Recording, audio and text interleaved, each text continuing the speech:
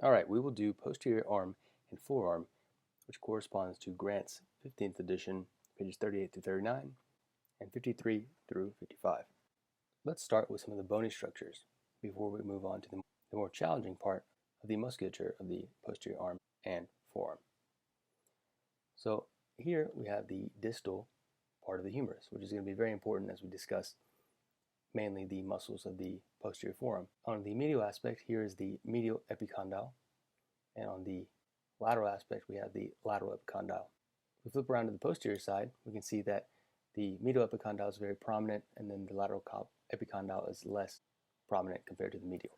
The posterior side has a very large cavity here, and this fossa is the olecranon.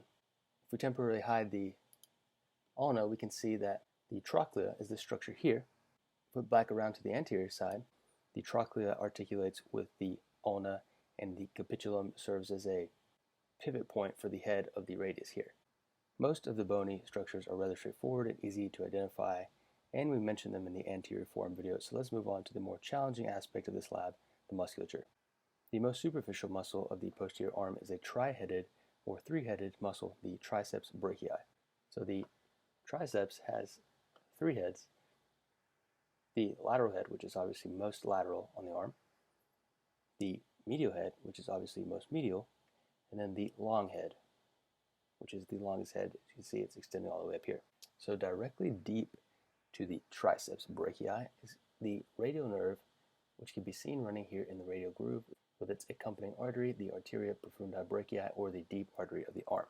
Note how the radial nerve is also going to give off a cutaneous branch that innervates the skin on top of the triceps, the posterior cutaneous nerve of the arm.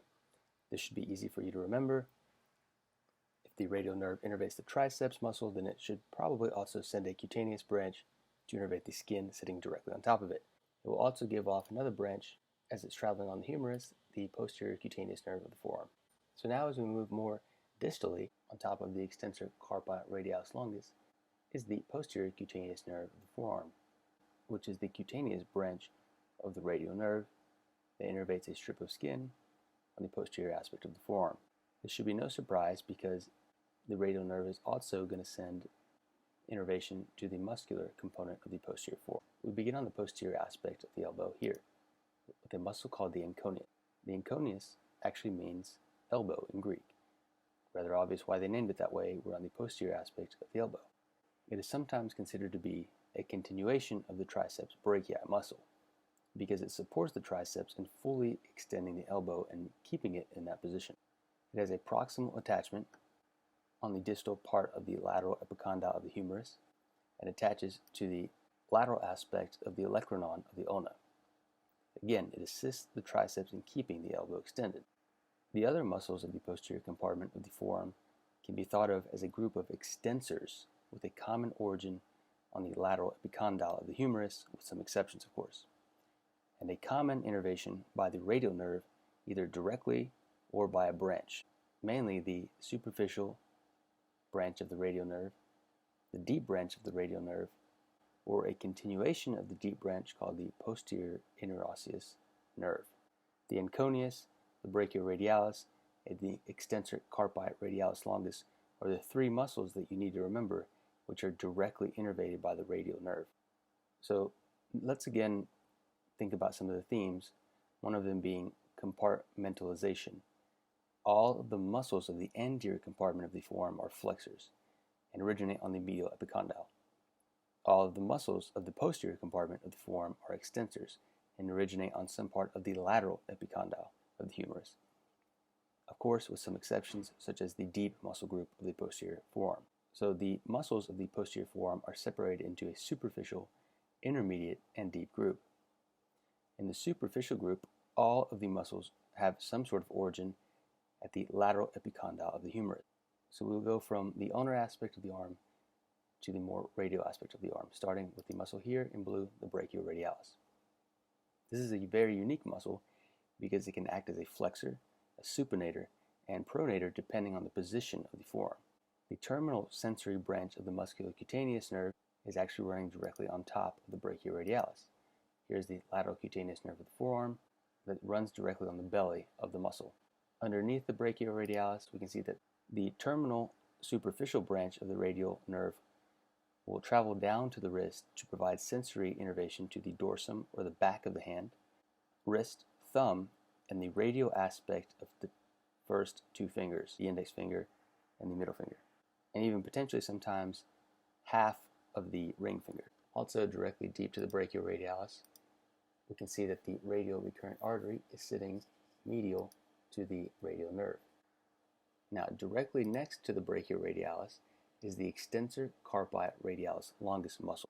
Directly on top of the extensor carpi radialis longus muscle is the posterior cutaneous nerve of the forearm that was derived from the radial nerve. Here, you can see it is coursing on top of it before it transitions, and then it starts running on top of the muscle that accompanies the longus, which is the brevis. Now remember that if there is a longus muscle, then you better be looking for a brevis muscle somewhere nearby. Unlike the extensor carpi radialis longus muscle, the brevis is not innervated directly by the radial nerve, but rather is the posterior interosseous nerve.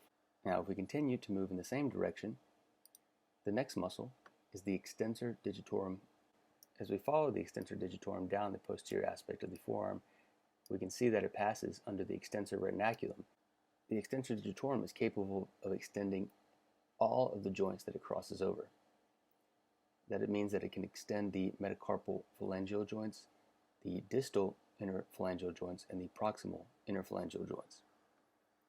Note how there is not an extensor digitorum superficialis or extensor digitorum profundus like we see on the flexor aspect of the arm. As we continue to move more in the same direction, the next muscle is the extensor digiti minimi, which extends the most minimal digit, or the small digit, the pinky finger, hence the name extensor digiti minimi. The extensor digitorum and the digiti minimi compose the intermediate muscle group.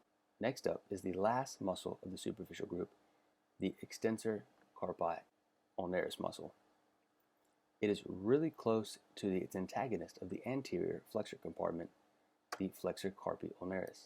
Here is the flexor carpi ulnaris of the anterior compartment of the forearm. Now quickly, let's notice something that's important. Notice how the extensor carpi radialis brevis, not the longus here, but just the brevis, the extensor digitorum, the extensor digiti minimi, and the extensor carpi ulnaris all have a common tendinous origin here at the lateral epicondyle. This is the common extensor tendon. This is also a great way to remember that the same nerve, the posterior interosseous nerve, innervates all of these muscles. They share a common origin at the common extensor tendon. They're all going to be innervated by the same nerve, which is the posterior interosseous nerve. The deep muscles are called the deep muscles because they're deep in the forearm, and they're also innervated by the deep branch of the radial nerve. Now this is a very high yield image here. It travels through the supinator muscle. The supinator muscle is telling you exactly what it does. It supinates the forearm, and that makes a lot of sense because its action is to oppose the pronator teres. Moving from the radial side to the ulnar side, the first one that we see is the abductor pollicis longus. If you follow the tendon of the abductor pollicis longus, you can see it is in a different little compartment of a retinaculum here. It is accompanied by the extensor pollicis brevis muscle. So do not be fooled here. The abductor pollicis longus is not accompanied by the abductor pollicis brevis. The abductor pollicis brevis is in the hand. The abductor pollicis longus is accompanied by the extensor pollicis brevis in a separate retinacular compartment here, as they both travel to the thenar area of the hand. As we continue in the same direction, here is the extensor pollicis longus muscle. Directly next to it is the extensor indicis muscle. They both pass under the flexor retinaculum to insert onto phalanges within the hand. They both pass under the extensor retinaculum, with the extensor pollicis longus inserting into the base of the distal phalanx of the thumb. Remember that the thumb only has a distal and proximal, no intermediate phalanx. Now, we have discussed all the muscles. There's one more high yield thing that needs to be reviewed, which is the anatomical snuff box. The anatomical snuff box is a deepened triangular area where people actually used to put snuff, which is some sort of inhaled tobacco. Don't know anything about it. Sounds kind of strange, but the boundaries of the space are defined by the extensor pollicis brevis muscle, the extensor pollicis longus muscle, the distal part of the radius, and the extensor carpi radialis longus muscle. So don't think about this too hard. Extensor pollicis brevis, the longus, and then include extensor carpi radialis longus. This is a very high yield space because it's also one of the things that most doctors get sued over that deal with musculoskeletal injuries, and that is due to injury to this bone, the scaphoid. So when someone falls on an outstretched hand, for example, a skateboarder falls on the pavement but braces their fall, it can actually be damage to the scaphoid and its weak arterial supply, leading to avascular necrosis, which is not readily visible on a radiograph immediately. You have to have these patients followed in about 2 weeks, and you put them in a cast temporarily. You have to palpate for tenderness in the anatomical snuff box because it'll help determine your clinical probability of the person to actually suffer a scaphoid fracture. So if you imagine if you press here in the snuff box and they're like, ouch doc, I wish you would stop doing that, you should have a high clinical suspicion for a scaphoid fracture. In addition, the radial artery is also present in this area. Here at the border of the snuff box where the extensor pollicis brevis runs alongside the abductor pollicis longus, you can see that the abductor pollicis longus dives deep to the opponens pollicis and the abductor pollicis brevis. So you have the abductor pollicis longus is diving to join its brother, or the brevis. That's actually found as one of the thenar muscles.